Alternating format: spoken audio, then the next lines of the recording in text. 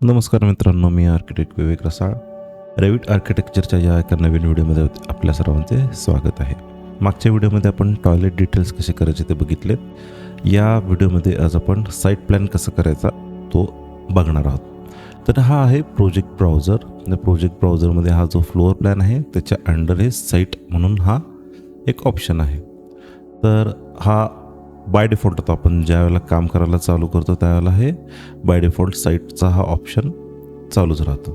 Site open केल्या केल्या आपल्याला ही जी आपली बिल्डिंग आहे ती दिसते. त्याच्याबरोबर आपले 4 कॅमेराज ते आहेतच आणि हा एक हे आहे बघा, हा प्रोजेक्टचा बेस पॉईंट आहे. याच्यावर जर क्लिक केला तर इथे असे वेगवेगळे ऑप्शन्स आहेत बघा.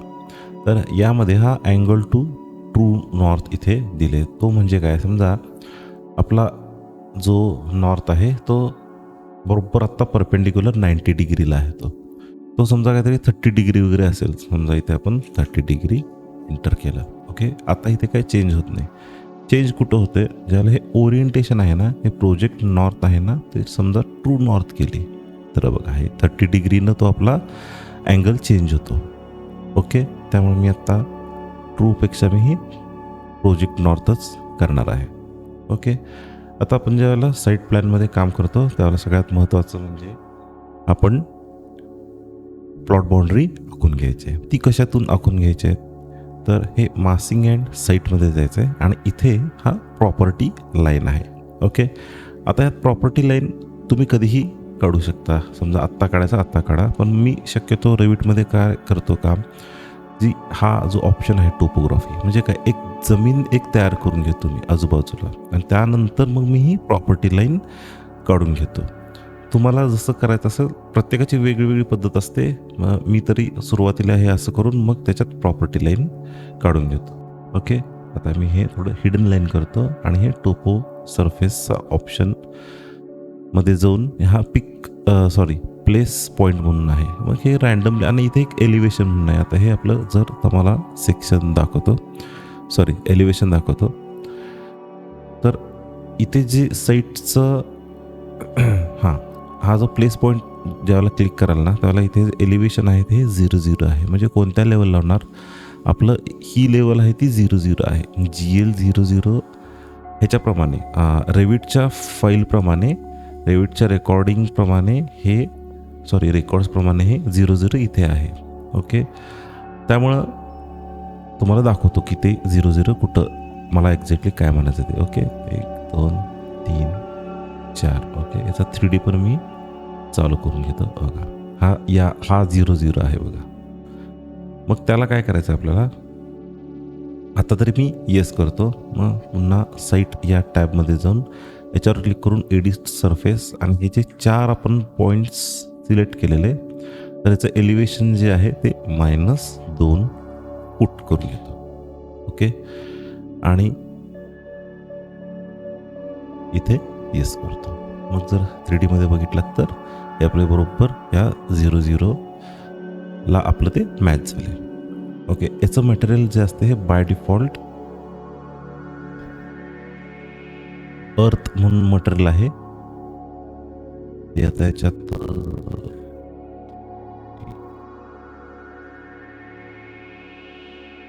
हे मटेरियल आहे. ओके, मला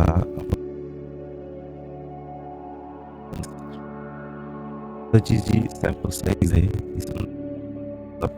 ती 10 फूट केली. डन. ओके, तर असा हा मोठा पॅच तयार होतो. ओके, आता आपण प्रॉपर्टी लाईन काढून घेऊ. आपला एक बेसिक जमीन तयार झाली आहे.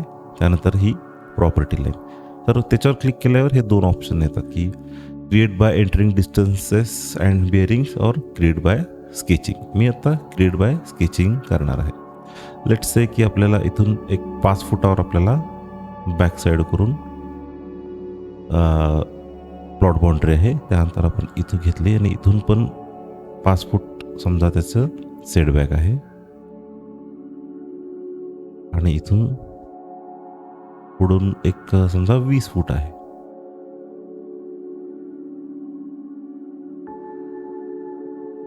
आणि इथून सुद्धा समजा एक 10 फूट आहे. ओके, तर मी काय करतो, हे जे मध्ये मध्ये मी जे पॉजेस घेतलेले ते मी इरेज करतो. कारण काय होतं, मग ती प्रॉपर्टी लाईन पण अशी ती तुटक तुटक येते. मग हे जॉईन कसं करायचं, हे ट्रिम एक्सटेंडचा ऑप्शनचा वापर करून हे आपण असं जोडून घ्यायचं आणि येस करायचं. तर बघा, ही अशी आपली डॅश डॅश आणि लाईनची आपल्याला एक प्रॉपर्टी लाईन इथे तयार झाली. ओके, 3D मध्ये याचं काही दिसत नाही.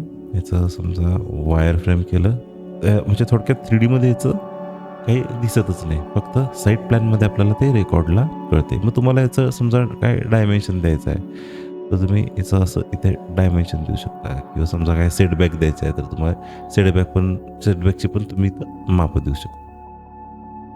समजा हे असं ऐकलेलं आहे. ओके, त्यानंतर इथे आपण एक रोड दाखवणार आहे. ओके, आता जर ह्याची जी ग्राफिक्स डिस्प्ले आहे याचा समजा आपण रिअलिस्टिक केला, तर एकच युनिफॉर्म मटेरियल तयार झाले. आपल्याला काय करायचं आहे, समोर एक रोड दाखवायचा आहे. मग रोड दाखवण्यासाठी काय करायचं आहे, हा जो आत्ता आपण टोपोग्राफी तयार केला, ओके सॉरी, याच्यामध्ये आपल्याला मासिंग अँड साईटमध्ये जायचं आणि ते सब रिजन म्हणून एक ऑप्शन आहे. आणि आपण काय करू, एक लाईन इथे मारू. आता ती ओव्हरलॅप झाले म्हणून ते तसं म्हणाले. आणि समजा एक पुढचा जो रोड आहे 9 मीटर आहे, म्हणजे आपण 30 फूट 30 फूट आपण 30.5 झाला तो समजा आपण 30 फूटच केला. आणि काय करू, ही लाईन डिलीट करू. म्हणजे आपल्याला हा एक सरफेस मिळाला आहे. हीच लाईन आपण कॉपी करू इथून ते इथपर्यंत.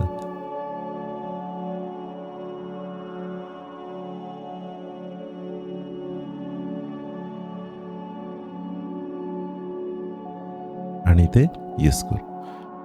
3D मध्ये बघितलात तर हे बघा, हा एक वेगळा रिजन तयार झाला. ओके, मग याच्यावर क्लिक केलं तर याचं सुद्धा बाय कॅटेगरी याचं आले. तर एक रोडचं एक मटेरियल असे आहे का बघू. हां, हे रोडचं माझं बाय डिफॉल्ट एक मी तयार केलेलं ते आहेच, ते ओके करू. तर बघा, हे रोडचं पण मटेरियलला अप्लाय झालं. ओके, आता पुन्हा आपण साईटवर जाऊ आणि आपण इथे एक कंपाऊंड वॉल तयार करून घेऊ. ओके, आर्किटेक्चरमध्ये जाऊ, हे वॉलमध्ये जाऊ आणि इथे एक ना मी basic wall 9 inch thick compound wall एक तयार केले. याचा मी तुम्हाला डिटेल्स दाखवतो. हे घेतले ते मी उंची त्याची 5 फूट घेतले आणि बाकी आपण बिल्डिंगच्या एक्सटर्नल भिंती ज्या घेतलेल्या ना, तीच कॉपी करून ती फक्त मी इथे फिरवणार.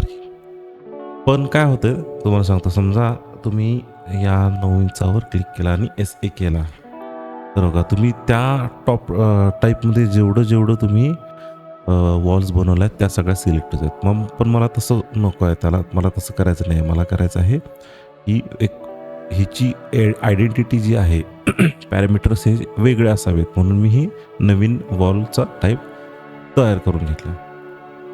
ओके, हे वॉलमध्ये आलो आहेच आपण. आता मी थोडं हे हिडन लाईन्स करून घेतो.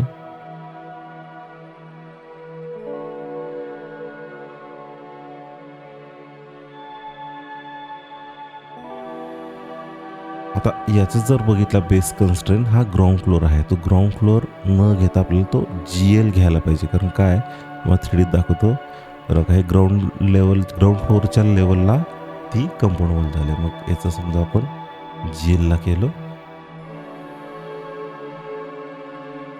आता SA केलं तर आतलं काही सिलेक्ट होत नाही, फक्त कंपाऊंड वॉल सिलेक्ट होते. GL करू तर ही बरोबर ग्राउंडला टच झाली. आता काय करायचं आहे, याच्यामध्ये कंपाऊंड वॉल ॲड करायची. कंपाऊंड वॉल आहे ती तयारच आहे, मी नेटवरनं डाउनलोड केलं आहे. जर तुम्हाला त्याचा डिटेल व्हिडिओ हवा असेल तर मला सांगा तो मी करतो. ओके. एक कॉम्पोनंटमध्ये गेलो आणि इथे लोड फॅमिली म्हणून जायचं आहे आणि इंग्लिश इम्पिरियलमध्ये मी जातो, कारण आपलं ड्रॉइंग इम्पिरियल युनिटमध्ये चालू आहे. त्यानंतर मी सेव्ह केलेलं तो पाथ म्हणजे आहे एंट्रन्स गेट. ओके. यापैकी हा आहे बघतो मी. हे थोडंसं 2015चं मॉडेल आहे. समजा आपण साईटवर गेलो, ही ट्री या लागले, त्यापेक्षा मी काय करतो, त्या ह्याच्यातच जातो मी. Libraries, English imperial, door, entrance gate, landscaping fencing, upgrade the model.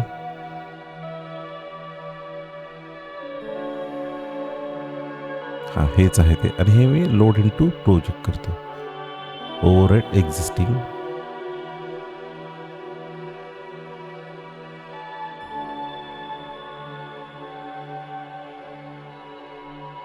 जे कुठेतरी आलं असावं ते.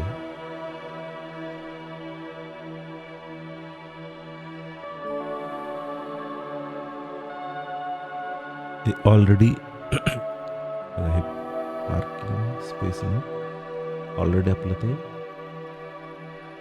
हां, हे लँडस्केपिंग पेन्समध्ये हे. सॉरी,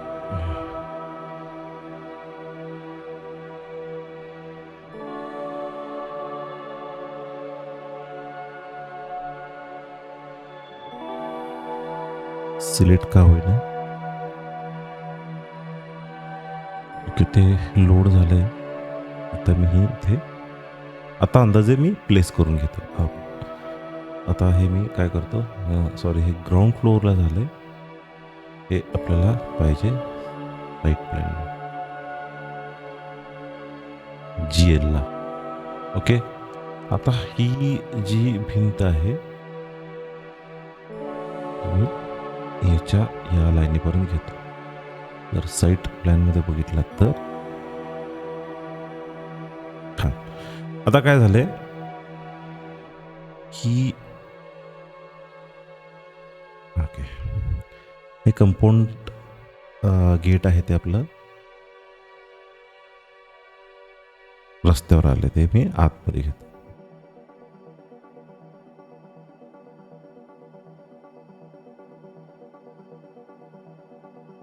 ही पण कंपाऊंड वॉल आपल्याला इथपर्यंत घ्यायचे. पुन्हा अलाइनमेंट आपण इथं, हा जो सपोर्ट आहे तो आपण घासून घेतला एकदम. ही पण भिंत इथपर्यंत घेऊ, म्हणजे जर 3D मध्ये बघितलात तर हे असं दिसतं एकदम. आतून बघितलात तर ही त्याची रेल आहे, त्याच्यावरनं हे स्लाइड होऊन जातं. ओके. आता बघितलात तर इथे आपल्याला साईट टॉपमधून दाखवतो.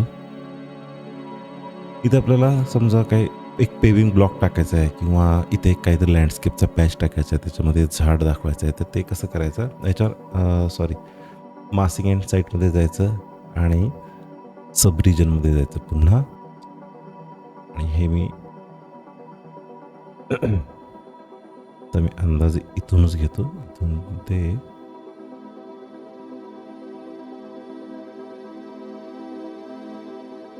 थोडक्यात काय करतो मी की हा सरफेस हा सेपरेट करतोय आणि त्याला मला पेविंग ब्लॉकचं एक मटेरियल द्यायचं आहे. ही अलाइन करतो.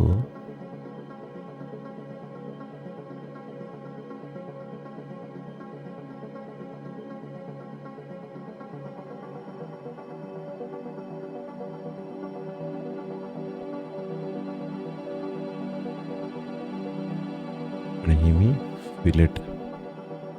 ओके, ते आहे एकाच लाईनीत झाले. ओके, आणि याला येस करू. आणि याचं जे मटेरियल आहे एक पेविंग ब्लॉक म्हणून मी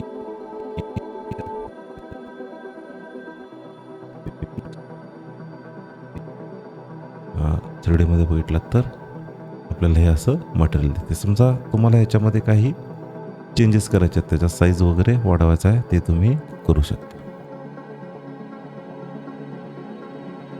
हे समजा आपण 18 इंच बाय 18 इंच केलं. डन. ओके. एस्केप. हां, हे थोडं मोठं दिसतंय. आणि आता आपल्याला इथे आपल्याला लँडस्केपचा एक पॅच द्यायचा आहे. पुन्हा साईट अँड मास्किंगमध्येच आहे आपण. पुन्हा हे सब रिजनमध्ये जाऊ. इथून ते तर हे रेक्टँगल घ्यायला पाहिजे, इथून ते इथपर्यंत. येस. आणि याचं जे मटेरियल आहे ते मी लॉन किंवा ग्रास असं दिलेलं. स्किप केला आणि बघितलं तर हे असं दिसतं. ह्याचं पण थोडंसं आपण मटेरियल आहे ते ॲडजस्ट करून घेऊ. 1 फूट आहे ते समजा 2 केलं. 24 इंच 2 फूट. एस्केप. ठीकठाक वाटतंय.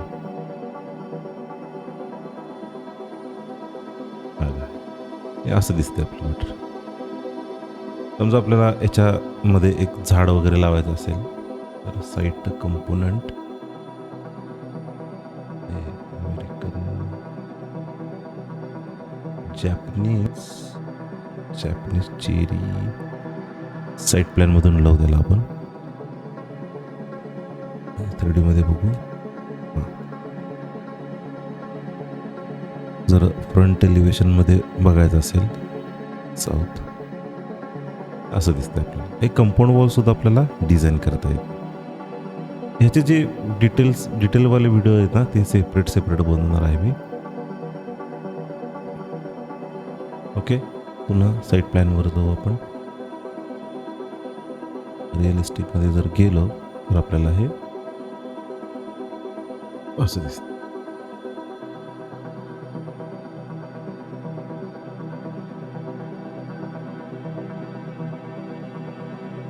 इन्स्टंट कलरमध्ये असं दिसतंय, शेडेडमध्ये असं दिसतंय आणि हिडन लाईनमध्ये आपल्याला असं दिसतं. आता आपल्याला काय करायचं आहे, इथे समजा काय एनोटेशन द्यायचे आहेत की 9 मीटर वाईड रोड म्हणून. मग हे एनोटेटमध्ये जायचं, टेक्स्टमध्ये जायचं आणि आपल्याला इथे एक डायलॉग बॉक्स टाकू आणि इथे लिहू आपण 9.5 बहुतेक मीटर वाईड रोड.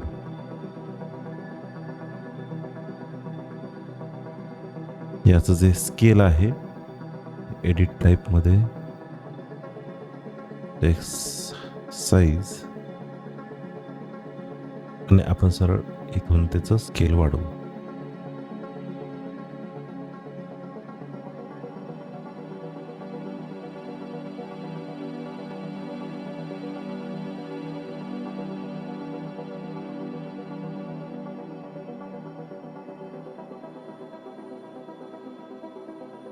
सेंटरला घेऊ. समजा तुम्हाला इथं काय पार्किंग लिहायचं आहे, ते पार्किंगचं टेक्स्ट लिहू शकता. इथं मला समजा काय कार दाखवायचे आहेत किंवा एंट्रन्स गेट इथे लिहायचं आहे किंवा एंट्रन्स फॉर होम, हे असं लिहू शकता तिथे. ओके. आता ह्यात काय, हे जी जमीन आहे ही अशी एकदम अशी रॉ अशी रखरख वाटायला लागले. मग आपण काय करू, याचं जे मटेरियल आहे अर्थ, हे आपण चेंज करू. आपण एक सरळ क्रिएट न्यू मटेरियल करू. याला आपण नाव देऊ ग्राफिक्स यूज मटेरियल लायब्ररी आहे.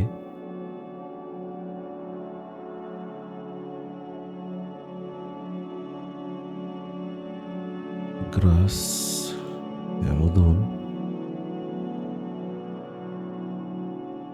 हे थोडंसं हे थोडं डार्क आहे. ओके. 3D मध्ये बघू. फारच ग्रीन वाटते ने. पुन्हा जरा थोडंसं मी एडिट करून बघतो हे.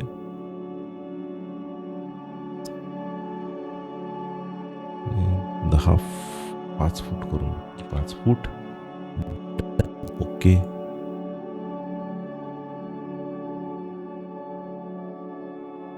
यामध्ये थोडं टिंटने आता थोडंसं हे नॅचरल वाटते. म्हणजे या गवतात आणि या गवतात थोडा फरक दिसतो. येस. समजा आपल्याला शॅडोज ऑन करून बघू आपण.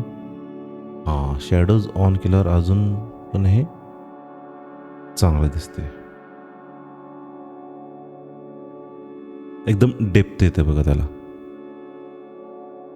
तर समजा तुम्हाला काय एखादं लोकेशन हवं असेल, समजा हे लोकेशनमध्ये जाऊ.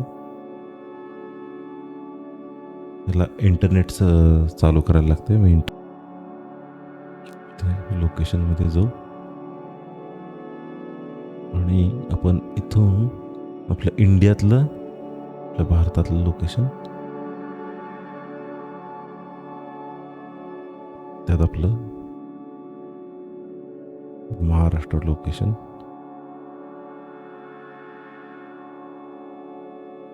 मी सांगलीचं घेतलं आणि ओके केलं. कोऑर्डिनेट सुद्धा आपण इथे देऊ शकतो.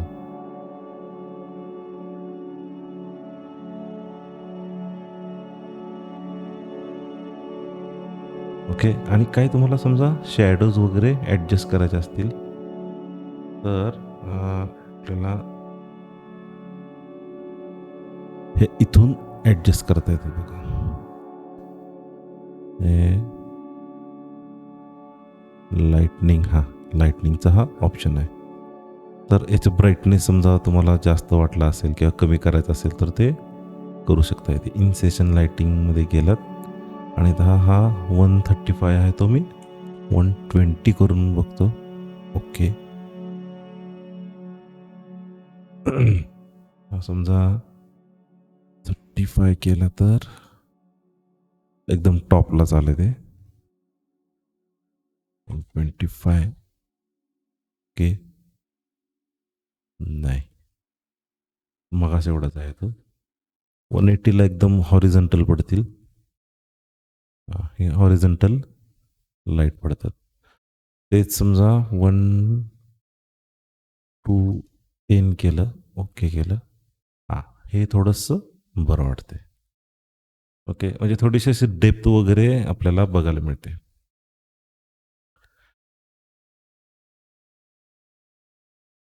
तर हा आपला साईट प्लॅन आपला तयार झाला. आता याची शीट कशी करायची, इथे तुम्ही लिहू शकता की बाबा ही आपली मेन प्रपोज बिल्डिंग आहे, हा रोड आहे ते लिहिलेच, किंवा समजा शेजारचा काय प्लॉट नंबर असेल तो इथे आपण टाकू शकतो. जसं आपण कॅडमध्ये करतो तसंच आपल्याला इथे स्केचअपमध्ये केलं तरी चालते. आता याची आपण शीट करू. इथे जे शीट्स नावाचा टॅब आहे त्याच्यावर न्यू शीट करू आणि याला ओके करू. आणि काय करू, हा जो आपला साईट आहे याला आपण थोडंसं क्रॉप करून घेऊ. हा क्रॉप रिजन ऑन करू. हा आपला क्रॉप रिजन आहे. हा समजा थोडंसं डावीकडे घ्यायचं आहे, तर डावीकडे घेऊ शकतो आपण. ओके. आणि ज्यावेळेला आपण या आपल्या शीटवर जाऊ, इथे अननेम्ड आहे तर याला आपण रिनेम करून घेऊ. रिनेम टू जो नंबर आहे तो शीटचा तोच ठेवायचा आहे आणि याला आपण नाव देऊ साईट प्लान. ओके करू. आणि आपला जो साईट आहे ही आपण इकडे ड्रॅग करून घेऊ. ओके. आता ही सिंगल शीट ठीक वाटते. मग याचं थोडंसं स्केल मी वाढवून घेतो.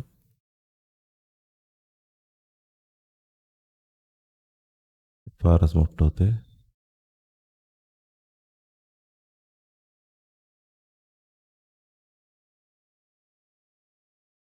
हे बघूया बसतं काय.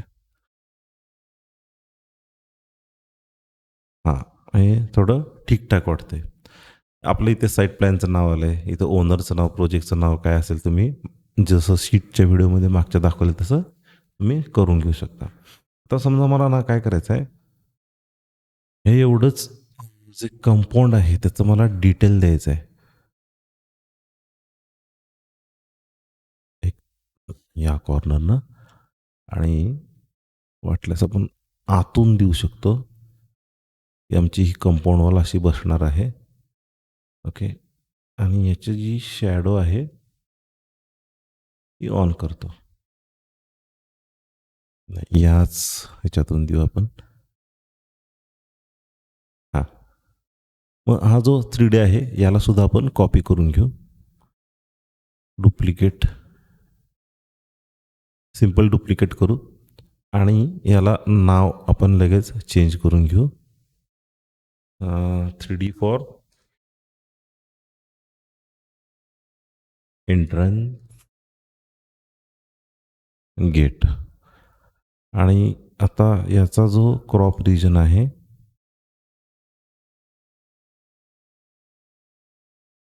एकच मिनटं. हां. आपला जो एंट्रन्स गेटचा जो एरिया आहे, तेवढाच मी हा क्रॉप करणार आहे, म्हणजे त्या शीटमध्ये टाकायला.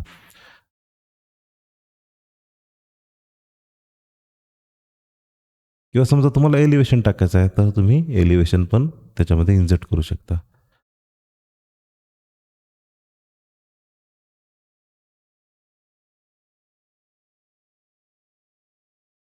ओके. मग ह्या शीटमध्ये जाऊ आपण आणि 3D फॉर एंट्रन्स गेट आपण इथे प्लेस करू. आणि याचं पण स्केल आपण